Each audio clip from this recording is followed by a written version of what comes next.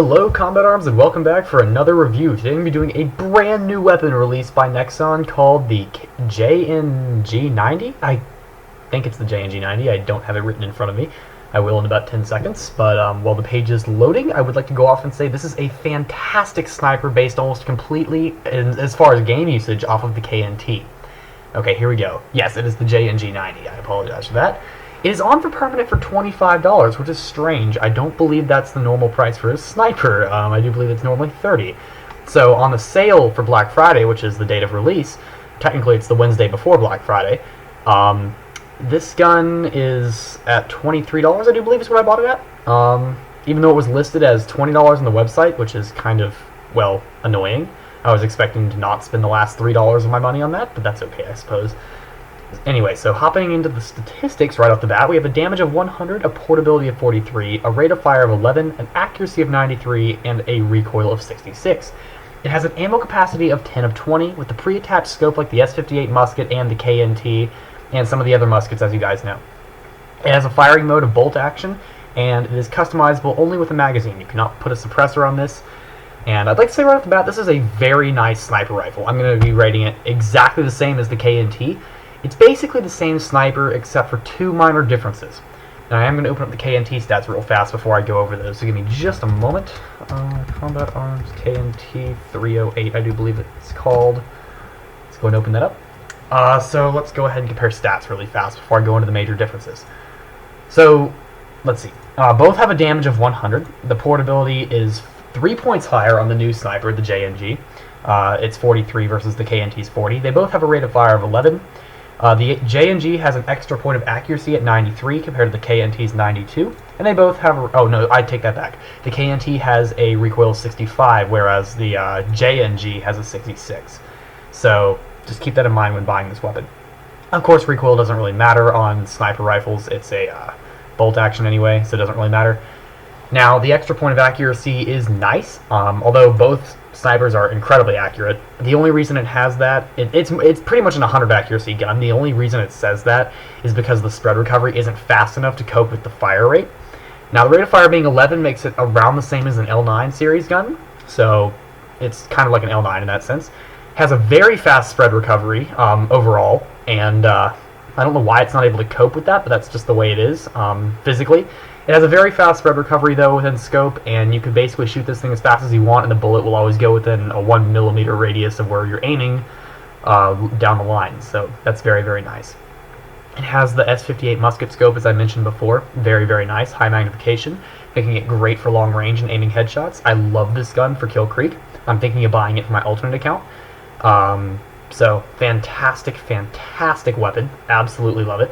And some of the major differences I did want to go over now. So this gun does have an ammo capacity 10 of 20 compared to the 308's 5 of 20. So it does have the additional 5 shots, I do believe. Hang on.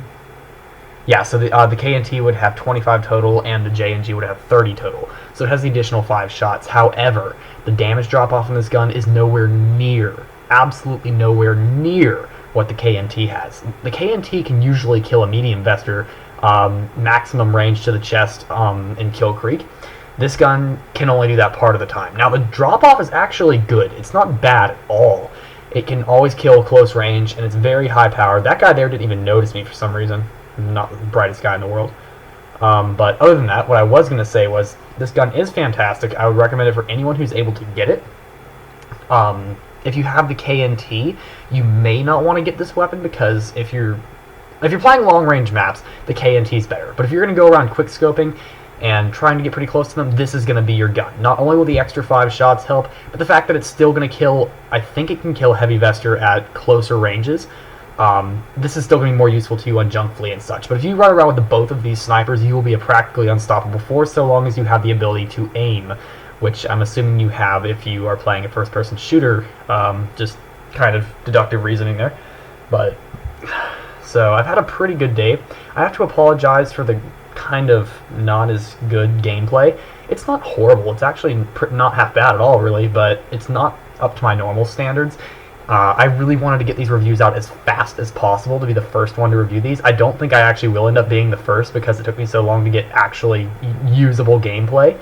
I haven't played for a while, so I needed to warm up, and I tried to warm up while doing a review, and that didn't exactly work, so I had to mess around a little bit there. But the gameplay is still not half bad. I know I do a lot of camping, but I also try to do some rushing in here too, so it's fair. And I get plenty of double and multi-kills, so that you guys will be able to see how the gun is able to perform. This gun is absolutely fantastic for accolades. I would like to bring that up. The KNT is good if you put an extended magazine on it, but keep in mind if you put an extended magazine on this weapon, on the other hand, you will have the 14 shots per magazine with an extended magazine too, which is going to be very, very nice.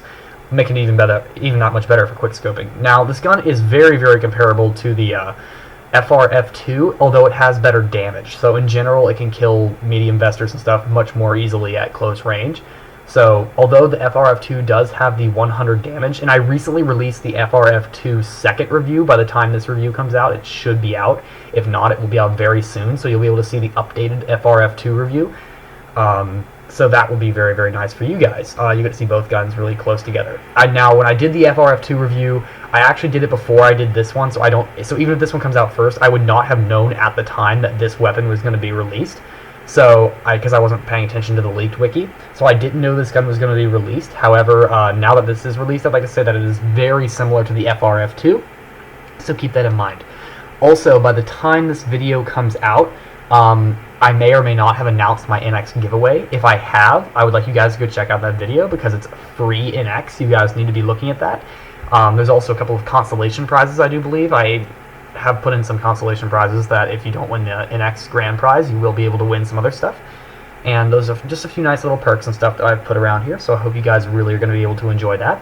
I also have a video up that is going up the night I'm actually recording the audio of this video, which may not be the same date as the upload, but I'm also giving you guys some Black Friday recommendations. And I'm not going to say anything about the gun because I'll do a separate review in it, but this new weapon right here, because this review will probably go out before it, the assault rifle you see me carrying now, do not buy it. Do not waste your money on this weapon. I'm just going to say that right now. I'll give you better reasoning in the review, but if you guys haven't learned this the hard way already, do not buy this weapon. It will be lucky to score 5 of 10, so let's put it that way, as an overall score. But the rest of it I will talk about in the review because I don't want to give away too much.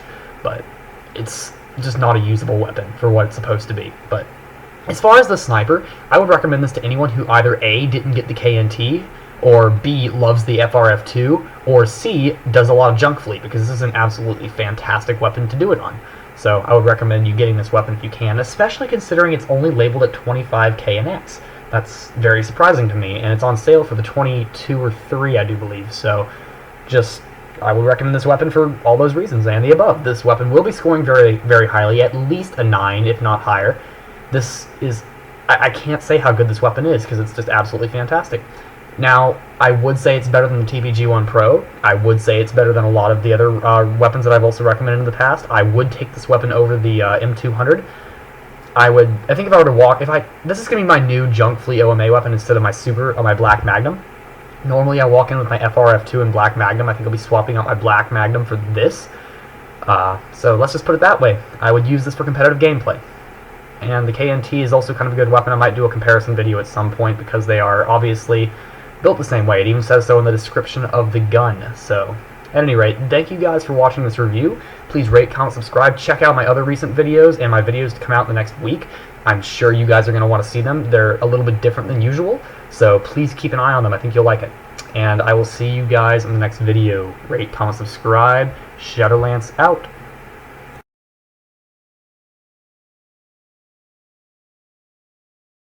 You know what? Given the intelligence of the people who watch this show, this is probably a good thing to teach. Because my guess is when they're not trying to operate heavy machinery with their butt cheeks, they're probably trying to do something stupid like this. I mean, what else could you possibly teach that would be as stupid as that? Even you can learn something from a sloth. Fuck this show!